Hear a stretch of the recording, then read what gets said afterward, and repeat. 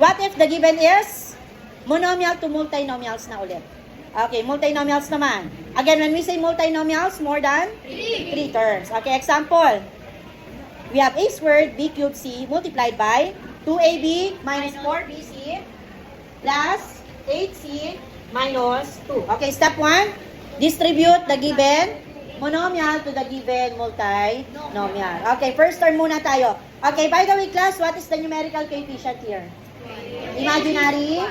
When we say numerical, number na katabi ng variable, ano po yun? 1, imaginary 1, right? O, 1 times 2.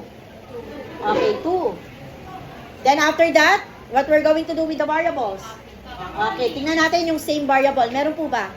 Anong letter po? A and B. Meron silang A and B. So just copy. Then what we're going to do with the exponent? Add. O, dito muna tayo kay A. We have 2 plus 1. 3. Okay, B na tayo. 3 plus 1. 4. May natira po bang letter? Anong variable? Letter C. So just bring down. Okay, now proceed to the second term. Okay, positive 1 times negative 4.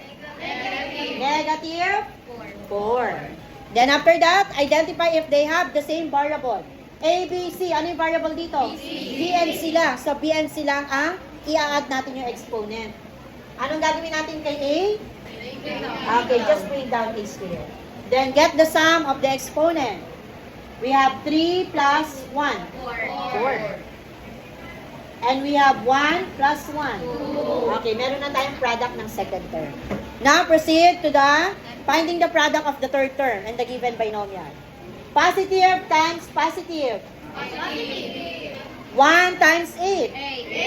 Identify natin, anak, ano yung same variable dito? Letter C only. Anong gagawin kay A and B? Just bring down. A squared, B cubed. Then si letter C, get the sum of the given exponent. So, 1 plus 1. Okay, 2. And then, last na tayo, last term. Get the product of the last term. 1 times negative 2. Okay, negative 2. And then, anong gagawin sa natira? Bakit i-bring down na lang po?